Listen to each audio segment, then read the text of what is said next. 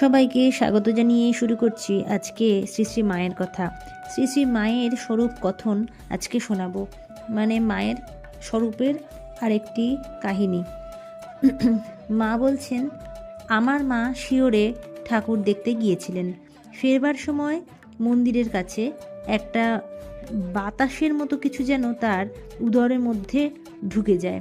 উদর ভয়ানক ভারী হয়ে ওঠে।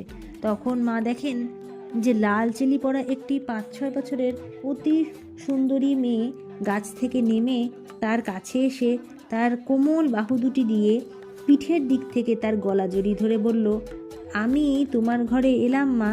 তখন মা অচৈতন্য হয়ে পড়েন। সকলে গিয়ে তাকে ধরাধরি করে নিয়ে এলো। সেই মেয়েই মায়ের উদরে প্রবেশ করেছিল। তা থেকেই আমার জন্ম। মায়ের জন্ম ও কর্ম দিব্য। শ্রীকৃষ্ণ গীতাতে বলেছেন,